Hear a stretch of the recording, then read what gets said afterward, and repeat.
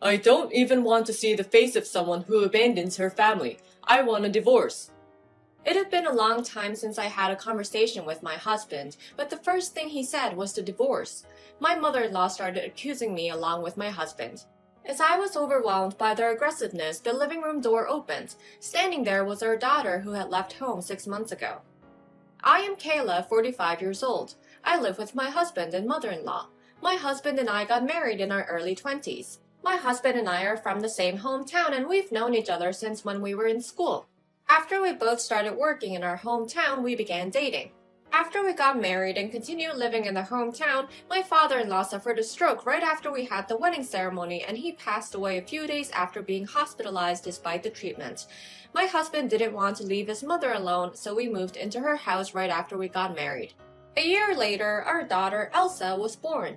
My mother-in-law diligently helped me as I was struggling with parenting because she was my first child. She said, "Taking care of a baby is a lot of work, so I'll handle it," and did household chores such as laundry and cooking proactively. She frequently gave me advice on parenting which I was not yet familiar with.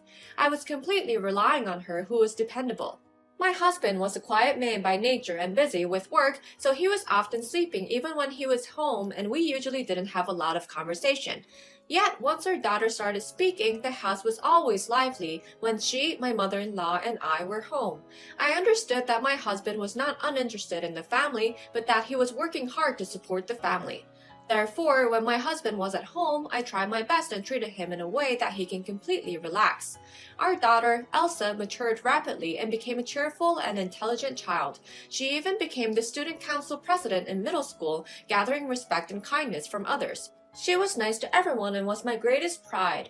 Such a life of four of us passed in the blink of an eye amidst countless hardships and joys. Before I knew it, my daughter, Elsa, was 23 years old.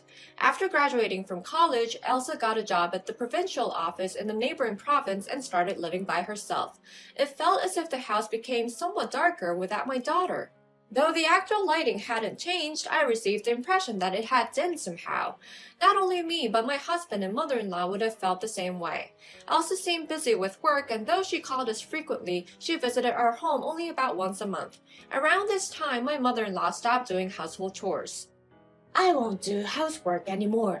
It's your job since you are the daughter-in-law," she said, and made me do all the housework such as cooking, laundry, and cleaning. When our daughter entered high school, I started a part-time job and I've been working 5 days a week. I could only do household chores before and after work, in other words, early mornings and evenings. Managing all the chores within that time frame was quite challenging. I dedicated all my available time to do the chores. Before my daughter had moved out, both my mother-in-law and daughter helped me, so I didn't have a problem, but once my daughter left and my mother-in-law stopped helping with the chores, my life became a living nightmare. Gradually, things became overwhelming, and I began to receive complaints from my mother-in-law. "This dish isn't flavorful enough. There's a hair on the floor in the living room. How can you say that you cleaned the room? The laundry is piling up. Are you slacking off?" She always found reasons to criticize me.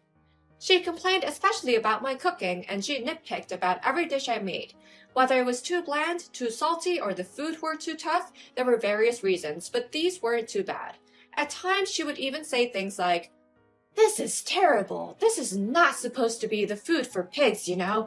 At least make something edible for human." She went as far as to utter such hurtful words. It would have been nice if my husband had defended me, but he merely ate in silence. And then there was an incident like this.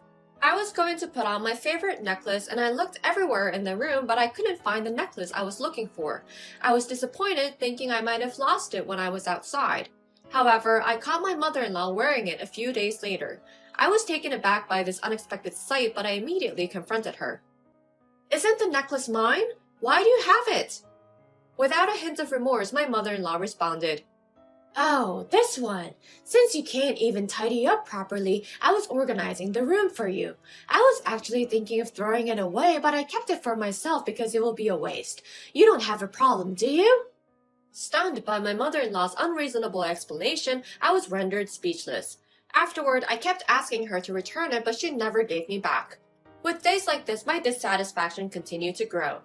On the weekends, when my husband and mother-in-law weren't at home, I frequently went to visit Elsa. It was a time to hear about my daughter's recent news and worries, and it warmed my heart, but at the same time, it was also a place for me to vent my frustrations. Since Elsa had just started working, she must be having a hard time at work, and I couldn't burden her with worries, so I only complained about my dissatisfaction at home lightly. Elsa is a smart child, so she understood everything even though I didn't go into detail. You shouldn't let it bother you too much. Mom, you're doing your best. It might be tough now, but eventually things will definitely turn into a positive direction. Subtly, she continued to offer advice and words of encouragement. I made more effort after I was encouraged by Elsa, and even though I struggled, it was worth it. After a few months, I was able to manage household chores while continuing to work. Thanks to that, the frequency of my mother-in-law's complaints gradually decreased. Even if she wanted to complain about something, there was nothing to nitpick by then. I hoped that this peaceful life would continue, but it didn't. About half a year after Elsa left home, I began to feel a sense of oddness. My mother-in-law stopped replying even when I talked to her. At first, I wondered if it was all in my mind, but it was clear that it wasn't. My mother-in-law had overtly started ignoring me. I wasn't sure if my husband was siding with her or if he was being ordered by her, but when I asked my husband, "This beef stew is delicious, isn't it?" his response was merely a vacant look. This trend continued, and gradually my husband also began to ignore me, much like my mother-in-law. Even when the three of us sat around the table, conversation only flowed between my husband and mother-in-law. By this point, I had become like air in the house. Even when I spoke, attempting to join the conversation, my mother-in-law completely ignored me, and my husband at best gave an indifferent, "Yeah." It didn't stop there. My mother-in-law started harassing me in a new way. One day, out of nowhere, she knocked over a trash can filled with garbage right in front of me, scattering trash everywhere. Even then, my mother-in-law didn't utter a word. Though she didn't say anything, it was evidence from her attitude that she wanted me to clean up the mess. I reluctantly cleaned up the mess she created. Without a word of gratitude, she muttered, and walked away. On another occasion, there were times when plastic bottles were found in the garbage even though I had sorted the garbage, and there were times when she would suddenly buy prepared foods from the supermarket and not touch the food I cooked for her. My husband, influenced by my mother-in-law, engaged in similar behavior of harassment towards me. Day by day, the repeated harassment wore me down and stressed me out, but by the time 6 months had passed, I had stopped caring. Treated like air by my mother-in-law and husband, subjected to frequent harassment day after day, my emotions became numb. I was no longer emotionally affected in my home. What am I living with these people for? Such feelings have crossed my mind not just once or twice. However, I lack the courage to take the step toward divorce. I'm almost 50 years old. The mere thought of becoming a divorcee at this age scared me. The only time I found solace was when I was with Elsa. Talking with Elsa about trivial matters and going out together became my only source of joy. Elsa must have sensed my suffering, but she never probed. In fact, it was my salvation. When I thought of my daughter's kindness, I managed to stay positive, thinking that I had to find my own way out of it. A few months after my mother-in-law and husband began ignoring me, there was a night when I couldn't fall asleep even after midnight. Part of it might have been due to pondering my future. On top of that, heavy rain had been falling since morning that day, creating a deafening roar which could be described as thunderous as the rain hit the ground and the windows. The anguish and the sound of the rain wouldn't let me sleep for a while. I decided to drink some water, so I got out of bed and left my room. The moment I went downstairs and stepped out into the hallway on the main floor, a cold sensation spread to my bare feet with a splashing sound. For a moment, I was confused, but I immediately realized it was due to flooding from the heavy rain. The evening news had reported that a large area, including this house, was threatened with flooding. To assess the situation, I went through each room on the main floor, and every room had been flooded up to my ankles. The sound of rain outside only grew stronger, and it was only a matter of time before the water level reached dangerous heights. I quickly decided that I should evacuate. I considered waking up my husband and mother-in-law, but I stopped myself at the last minute. After all, they would just ignore me. Thinking that way, I decided to leave the house alone. When I went outside, a few firefighters were directing evacuees. The road was filled with people seeking refuge, and it was so noisy that it was hard to believe that it was the middle of the night. Following the instructions of the firefighters, I ended up evacuating to a nearby elementary school. Before leaving the house, I changed clothes and brought valuable items like my wallet and phone. After informing Elsa about the situation to avoid causing her worry, I let the firefighters know that my husband and mother-in-law were still at home. Many people had taken refuge at the elementary school, and you could sense everybody's anxiety from the atmosphere. Amidst this, though it may be inappropriate, I was feeling quite refreshed. Leaving my husband and mother-in-law behind gave me an indescribable sense of pleasure. At the elementary school, I spent the night sleeping on the floor with many others. The rain had stopped by the next day, and the evacuation advisory was lifted in the evening. When I returned home, the water had receded, but it seemed that the flooding had caused significant damage. The floors were soaked, and you could hardly walk without shoes. Most of the appliances seemed to have broken down. When I walked into the house, which was in such a state of disarray, my husband and mother-in-law were working feverishly to restore the situation. My husband noticed that I had returned, and his first words were accusatory. "Where have you been until now? Why didn't you let us know about the flooding?" My husband and mother-in-law, who continued to sleep soundly as the floodwaters continued to rise, were apparently rescued by firefighters a few hours after I left the house. When they woke up, the situation was already so dire that it was difficult to evacuate on their own. They were rescued by boat after a long and terrifying time. Because we evacuated to different shelters, we hadn't seen each other until then.